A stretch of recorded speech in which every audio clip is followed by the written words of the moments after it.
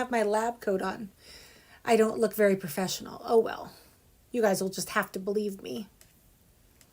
All right, let me just make sure I'm up. It is Monday. It is Ask the Doctor. We have a pretty good lineup tonight. Actually, I'm pretty excited. Oh, there I am in my green dress. Okay. All right, I can see Facebook comments. Let's go to YouTube, live. Is anybody out there? This is like my biggest fear. I'm sitting here talking to myself. All right, next. All right, YouTube's up too. So if you want to say hi, go ahead. All right, if you are on Facebook land, tell me where you're from so I can make sure I'm not just standing here by myself. I can see people on, but no one's commenting. I'm wondering if something's broken. Oh, there we go. Oh, good. Hi, Rose. She got her order today. Very nice. Let me know if that jib hook screw is the right size. There is a second one with a bigger head on it, but I sent you the more common one. Hi, Nancy. Hi, Julia. She said me. All right, I'll put my screwdriver on. Okay, tonight on Ask the Doctor, we have 2 viewer questions. Oh, good. Lots of people. Okay. Julia is from Texas and Pam is on from Minnesota. Hello. Missy, front porch sitting. It is stinking cold outside. Nice afternoon. And then Windy, Long Island. Hi, Sue Marshall. Mom is on. Hi. Debbie Allen Sinclair from Kentucky. And Della Melton Pierce from Louisiana. Hi. Hello from Southern Wisconsin, Miss Lisa. Faye from Mesa. Becky from Texas. Hi, sweethearts. Bonnie got her order today too. Yay, good. I hope everything was good. Bonnie, your table hasn't gone out yet, but I know about it and it's going out tomorrow, I promise. Oh, Mary Willis is on. Hi. Are we getting together still on by camera on Wednesday, Mary? Because I have you on a training call. And then Sharon is on from Missouri. Hi. Jeanette. It was so pretty outside today. I took Reagan's Mini Cooper out, which is a convertible, just so I could get some sun on my head here in Seattle. Tomorrow the rain comes in Seattle, and it's supposed to last for the rest of the week. So, eek. Oh, Jackie, it's your birthday tomorrow? It's my birthday month. We're like almost birthday twinsies. That's awesome. All right, and Kathy from Illinois. And Barb from Goodyear. Hi, Barb from Goodyear. Oh, I think you sent me a long email and I have not got back with you. I think we met at that speaking engagement that I did last year. I haven't forgot about you, Miss Barb. Oh, Rose, my friend in Knoxville, Tennessee, says she's working 17 hours tomorrow for the Election Commission. Eek! And Lisa, your ornaments went out today, my sweet. Oh, good, Mary. So I'll send you, we're going to FaceTime. So you have my cell phone, but I'm going to call you on Wednesday morning. You don't need to worry about calling me. All right. And Lynn is on from West Virginia. Goodness. Okay. For those of you joining me for the first time, Monday is the day that I answer viewer questions. And we have 2. We're going to talk specifically about the upper tension assembly tonight and about changing out bad old cording on your foot pedal. I just like to say hi to my friends for a few minutes. So if you could just bear with me, I promise I'll get to the good stuff in just a moment. And Lawrence is on from Ohio. I haven't heard from you in a while. I was hoping you were okay. Carolyn Lemaster. Hello, sweetheart. Oh, good. That was you, Barb. I will get back to you. I have lots of good information for you. And Kathy is another birthday twinsy, November 8th, which is Sunday. My birthday is on the 19th. So I've decided with COVID that I've kind of lost my mind and I'm going to have an entire month of celebration. So I told my family they need to honor me. They do anyway. It's kind of funny. My husband's like, what do you want me to do for you now? Oh, Kathy. Kathy says hi to Rose. They're friends. That's so fun. All right. And Kathy from Huntsville, Texas, thanks for joining us. All right. All right. Let's get down to some good stuff. First of all, pressing information. I have been asked by about 5 different people if Denise ever picked a name for her machine from Friday night. If you weren't fortunate enough to join us live, wow, that was a really hard thing to say. I mean, you just take a drink. All right, Denise, my evil twin sister, was joining me Friday night. We had our tan machines out, our tan featherweights, and we were sewing. And she, never mind the fact that before when she got here early in the afternoon on Friday, her machine was a total wreck. I mean, bad. I almost confiscated that machine for her because she clearly could not take care of it properly. But instead, we got it all cleaned up and working and running. And I said, oh, right before we went on camera, I said, oh, what's her name? And she looked at me like I had two heads. My own twin sister did not have a name for her Featherweight. So we decided to make a game of it on Friday night. And someone suggested, because my machine, which Carla, from my friend from Instagram, named Charlotte, someone's like, oh, someone should name, or Denise should name her tan Featherweight Wilbur, because Charlotte and Wilbur are the star characters of the of that children's book, Charlotte's Web. Well, Charlotte is obviously the spider and Wilbur is the pig. And I pointed out that these are kind of sexy machines and that they're usually female, not male. So she decided to name her machine Wilma. So Charlotte and Wilma are our tan machines. Inquiring minds want to know. Hi, Mary from Seattle. Oh, Jackie wants to know, when will I know it's time to oil my 221? Ooh, that's a good question. Let's talk about that too. Cindy is on. Hi, Cindy. Hinkle is on. And Jennifer Gardner. Hello. Oh, from Michigan. Cindy's in Michigan. Hi, Jennifer. Let's see. Cindy Welking said stitch all day on Carol Ann, which is from 1948. I love that. And Jennifer said that Jennifer Gardner is me. Jennifer Siggins, my grandmother, has been playing with my phone. By the way, Grand is listening in with us tonight. She is Lizzie. I think it says Lizzie. Hi, Lizzie. Thanks for joining us tonight. And Sue Ann Ballard said, I love the name Charlotte. I love the name Charlotte too. I wanted my Featherweight to have a formal name. So when she was behaving herself, it's Charlotte. And then when we're kicking up her heels and like doing some free motion and having fun, I'm going to call her Charlie. It was perfect. All right, guys, let's get to some good stuff. Hi, Donna. Thanks for joining us. So Jackie, real quick before we start here, wants to know when it's time to oil your machine. There actually are oil points that I've covered on previous videos, Jackie, that are about every 8 hours of sewing time. So there is, Ray's going to sneeze in a minute, so everybody, she's like, behind the camera. So there are oil points, Jackie, behind the faceplate. There are oil points every 8 hours of sewing in the bottom, the shafts under the bottom, and then one in the bobbin area. But you can check in the past videos, I have them kind of all lined out. So anyway, I encourage you to look at the videos and listen to your machine. If it sounds metallic-y, it probably needs oil. And 9 times out of 10, the offender is the bobbin area. Mary in Seattle says, I believe you celebrate your birthday for the number you are old. We said, I love that. She said, I will be celebrating 76 years. So she's celebrating for 76 days. So technically, my celebration would go on for 45, since I'll be 45. I like how you roll, Mary. All right, let's talk about the foot controller. I have been a busy bee today, and I've added a couple products to our website that are very common items that need to be replaced on your Featherweight. The first one is your electrical receptacle. So this item right here on the back of your machine, it's very common that these are cracked down here. It's not generally a fire hazard unless the cracking goes all the way to the pins in the machine. But if you have a big enough crack down here in your electrical receptacle or terminal receptacle, your plug from your cord won't sit well in the machine. In fact, what will happen is you'll be sewing along and all of a sudden you'll just lose power. Hang on, guys, sorry.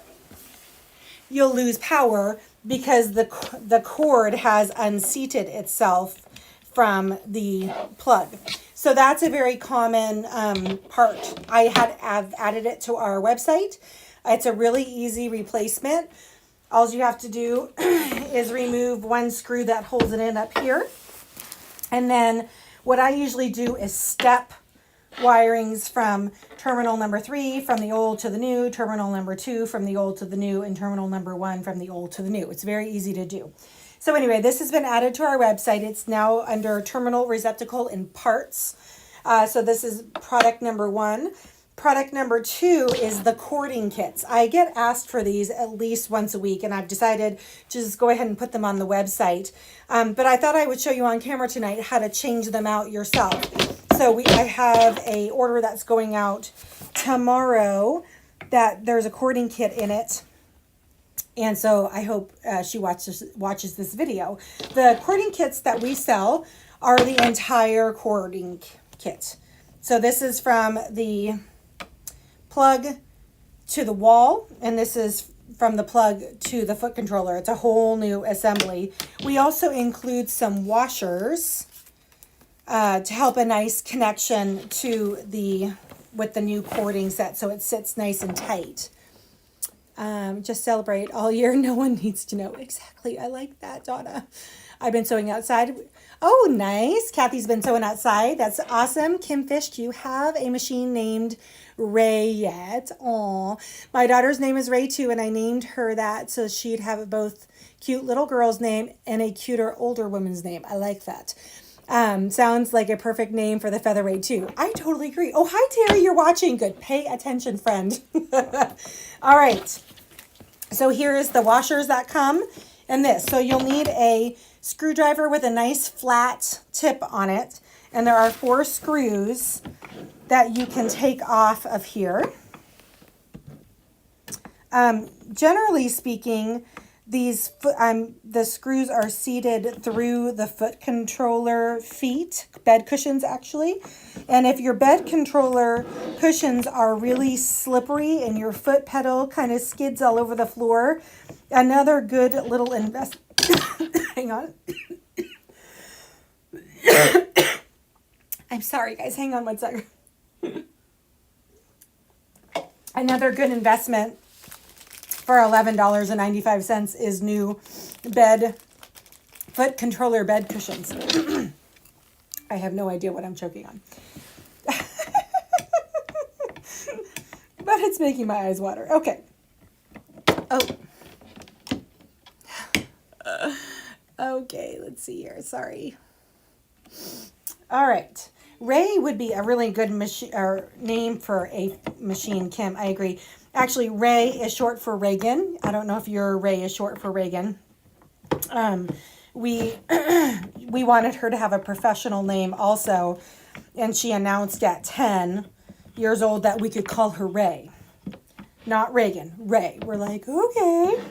And then it was funny because when that big Star Wars movie came out and all of a sudden Ray from Star Wars became popular, she just loved that. Okay, so I've loosened all the screws. Hi, Miss Melanie from Mississippi. Okay, just need to shake these out of here.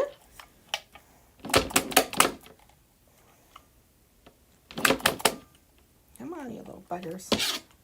Sometimes they need a little encouragement. I was on another Facebook group today, not my own, and I noticed someone was complaining about their foot pedal acting like it was possessed. Like take your foot off the foot pedal and it still keeps going. That's a sign of a foot controller that needs to be cleaned and dusted out, which I've done on a previous show, but I didn't do this. Okay. All right, so I have 4 screws. Don't lose your screws. These are proprietary and not made anymore. These foot controller bed cushions are in good shape, so we're going to use them again. But let's look at our wiring here on the top. Can you guys see that okay? So we have 2 connections here, and we have 2 new connections on the connector. So we're going to pull this apart just a little bit to give us a little bit more of a spread on the new one. And then what we're going to do is we're going to take, obviously, I shouldn't have to say this, but I'm going to say this. You are not connected to the wall, obviously, when you have the foot controller open. So what we're going to do is we're going to take out these little screws.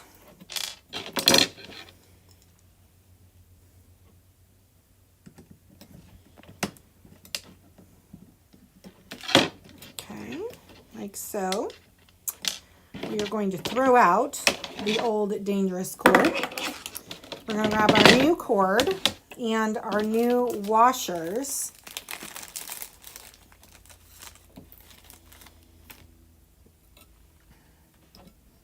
Oh, Kim says your daughter is named Rhea. She's going to hate being called Ray when she, oh yeah. Reagan gets called Ray by her little babysitting friends, and it was not okay. There is dry air in the shop, Mom. That's what I was joking on. She only lets the little girls call her Ray, not anybody else. So I've put the two washers in place, and all I'm going to do is kind of, well, I'm not going to do that.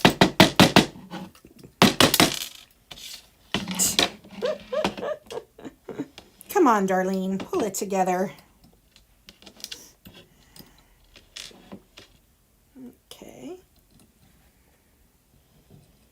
So I'm just going to start these so that they're,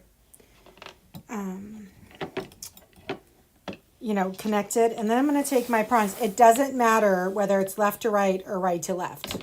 It has no difference. So I'm going to put those underneath there. And then I'm going to tighten this down. Put this underneath here.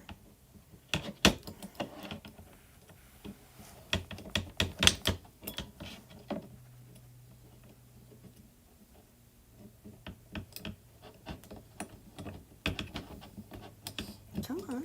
Good Lord.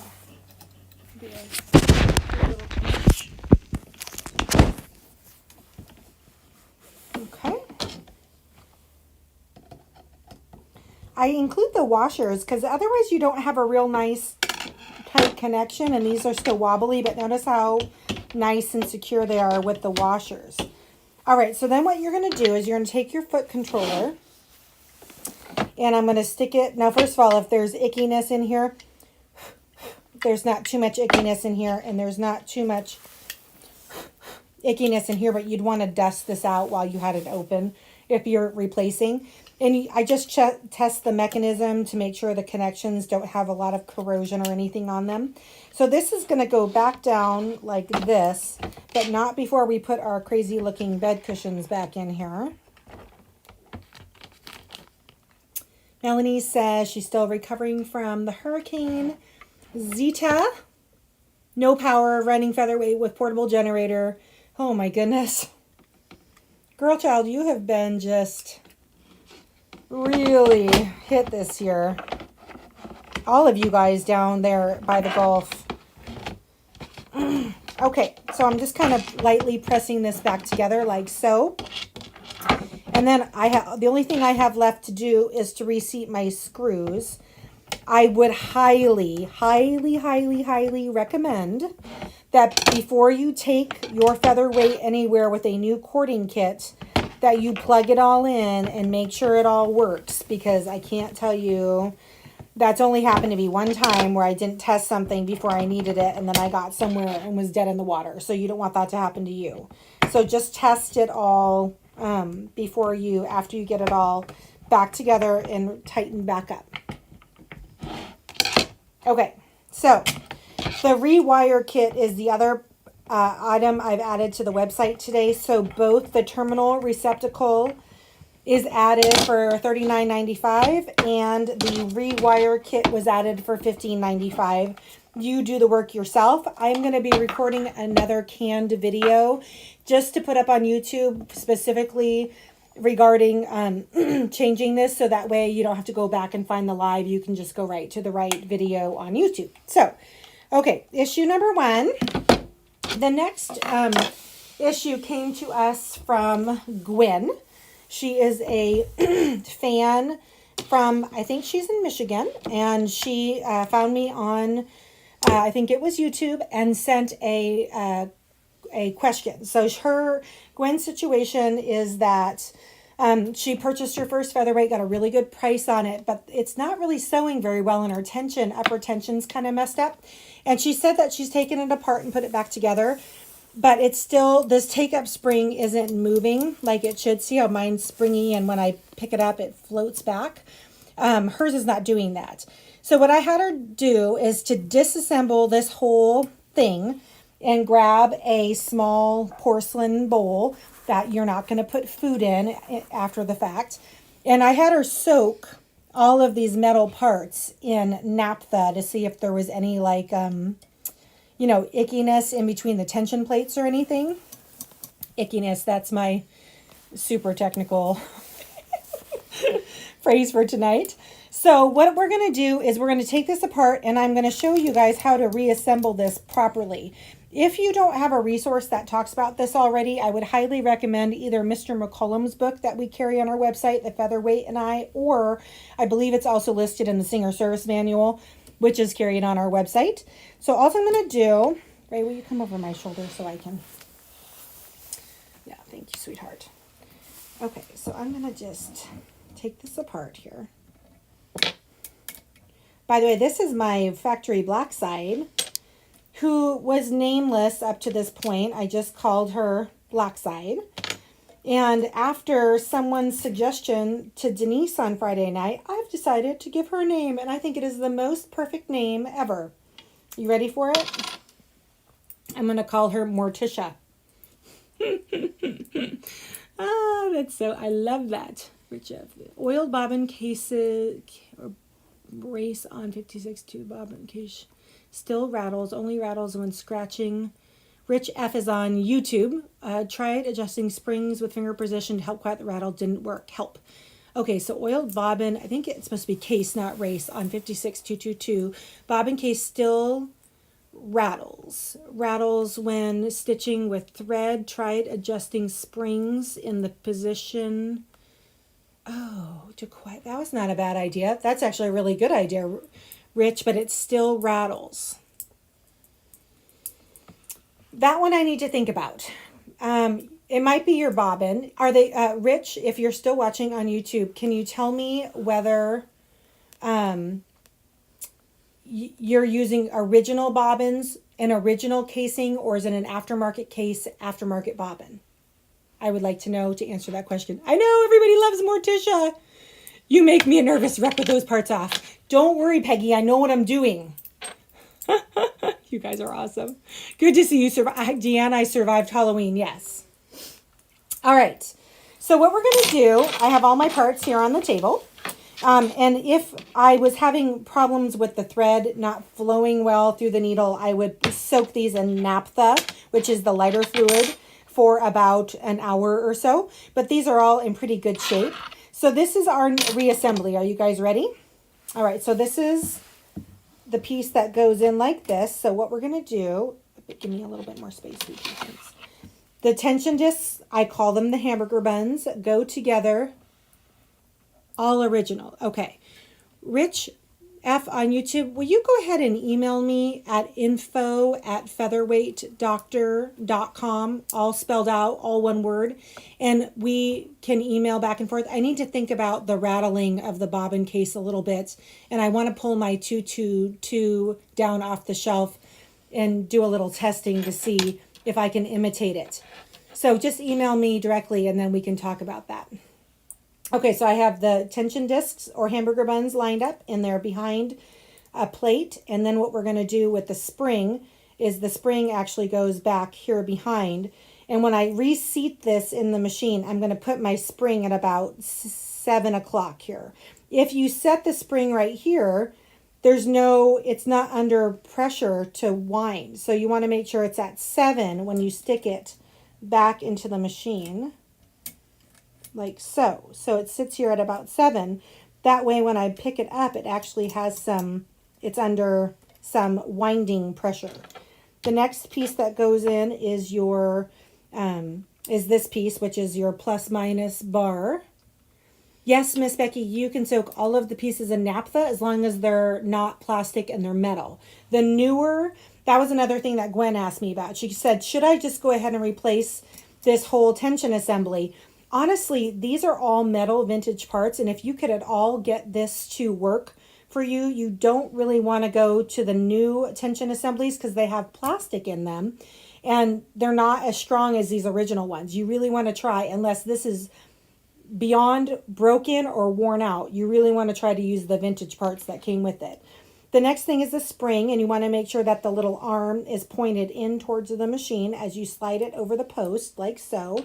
This next piece is a common problem. The pin needs to be pointed out towards you, not in. I see this probably on half the machines that come through our shop. It's pointed in, and when it's pointed in, it's actually not doing anything because it's that little pin on the back of one of these holes that actually is the thing that's tightening and loosening your tension. So the pin has to be pointed out towards you like so.